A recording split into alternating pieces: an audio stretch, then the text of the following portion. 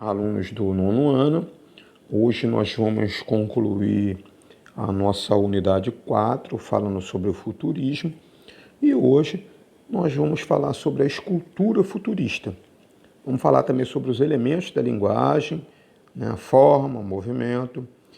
Vamos também fazer uma abordagem sobre a Semana de Arte Moderna e vamos concluir com os exercícios da unidade.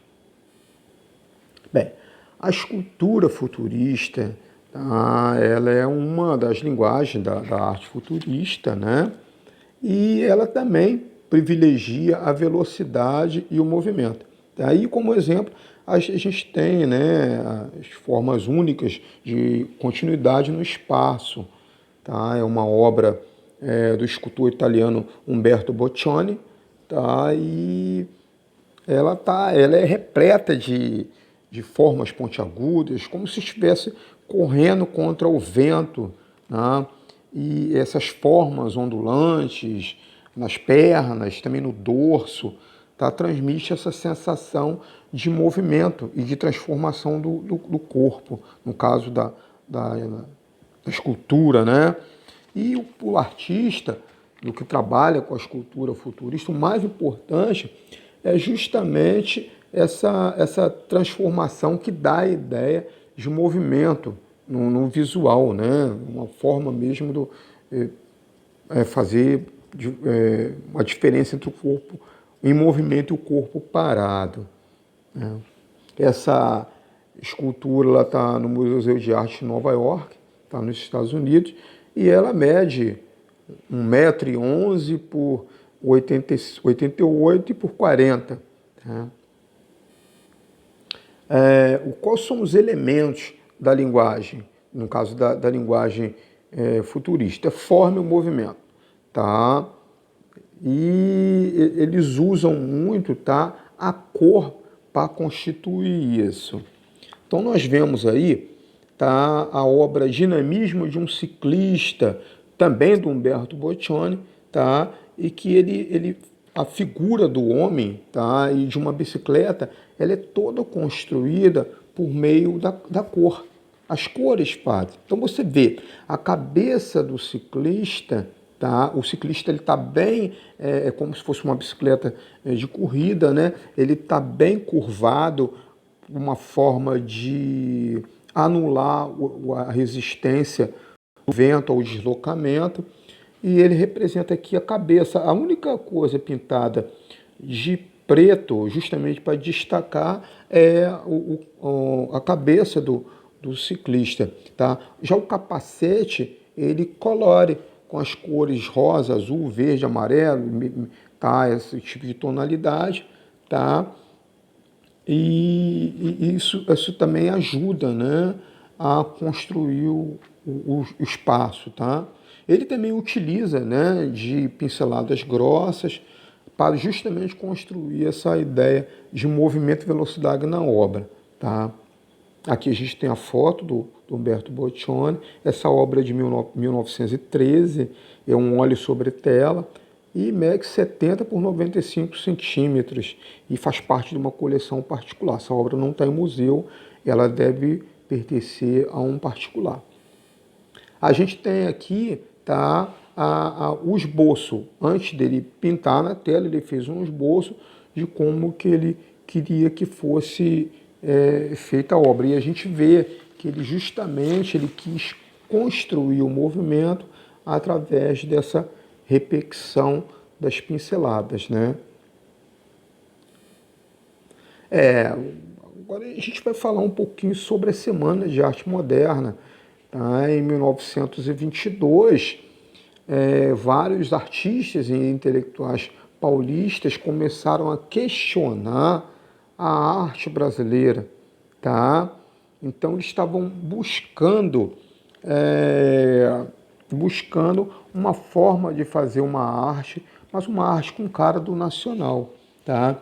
Então esse nacionalismo, essa coisa toda, esse modernismo brasileiro, ele foi um ato político, tá, porque ele era voltado também para a questão social, e eles queriam romper com aquela coisa da corrente literária e artística anteriores, e queriam que a obra de arte, em todas as suas expressões, elas estivessem valorizando a identidade nacional. Então, no dia 13, 15, 17 de fevereiro, tá, no Teatro Municipal, foi realizado um evento chamado Semana de Arte Moderna de 1922. Aqui nessa foto a gente tem os idealizadores desse movimento, tá? E essa história começou toda no século XX, tá? Foi uma época marcada por um grande crescimento econômico, embora o saneamento básico não era o mais adequado, foi uma época muito difícil, tá? E artistas como Di Cavalcante, Anita Malfatti, Vicente do Rego Monteiro, Vitor Brecheret, tá? Eles se reuniram, tá? E para fazer uma série de exposições, tá? Bem, como eu estava falando para vocês, essa foi uma época muito difícil, porque houve a proliferação de doenças aqui no Rio de Janeiro. Era uma cidade que estava crescendo, mas não tinha saneamento básico, era um saneamento básico inadequado, e foi uma época que nós tivemos febre amarela, gripe espanhola, tá? Também foi marcado por uma série de revoltas dentre todos esses impeditivos de paz na época. Nós tivemos também a Primeira Guerra Mundial, em 1914, e estava havendo um sentimento de insatisfação muito grande na arte, principalmente em relação à arte clássica, porque ela era elitizada, era para poucos. Então, o que eles queriam? Eles queriam que a arte fosse inspirada no nacional, tá? E então eles bolaram uma forma dessa arte ela ser produziu nacional, mas inspirado nas ideias futuristas. Por quê? Como eu falei para vocês nas aulas passadas, o futurismo ele quer o quê? A modernização. Ele quer através do fazer artístico, tá, atingir o futuro, tá, o moderno. Isso que é o importante para o futurismo. Então, eles se espelharam justamente no futurismo e eles pregavam essa reforma, uma reforma artística de uma maneira radical, tá? E aconteceu nessa época, em 1917, um pouco anterior à Semana de Arte Moderna, a Anita Malfatti, ela fez uma exposição das obras dela.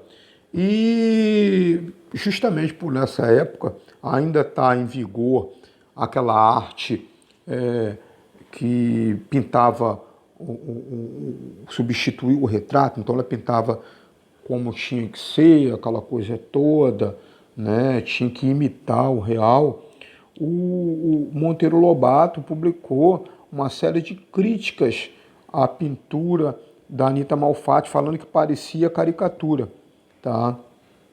E depois disso, tá? Esse foi um dos pontos altos que levou ao acontecimento da Semana de Arte Moderna. Então, no dia 13, 15 e 17, tá, no Teatro Municipal de São Paulo, aquele grupo de artistas que eu falei para vocês, tá, fizeram um evento de grandes proporções. Não foi só na pintura, foi na pintura, na escultura, na música. Heitor Villa-Lobos fez uma apresentação cada dia. Na literatura, né, Oswald de Andrade, Mário de Andrade, Graça Aranha, Manuel Bandeira, todos eles marcaram sua presença nesse evento. Bem, relembrando, a escultura foi uma das linguagens da arte usada pelos artistas do futurismo, tá? E os elementos principais eram a forma e o movimento. E tudo isso visava conferir um dinamismo à obra, como foi o caso de Umberto Boccioni, né? E a Semana de Arte Moderna tinha como proposta, tá, a fazer uma arte com a cara do nacional. que foi um evento que aconteceu no Teatro Municipal de São Paulo e tinha como intenção valorizar a identidade nacional através da arte. Então, eu vou pedir a vocês para, com base nessa nossa aula, vocês realizarem a atividade da página 147 e de 150 a 154 do nosso módulo. A nossa aula fica por aqui e muito obrigado. Um abraço para vocês.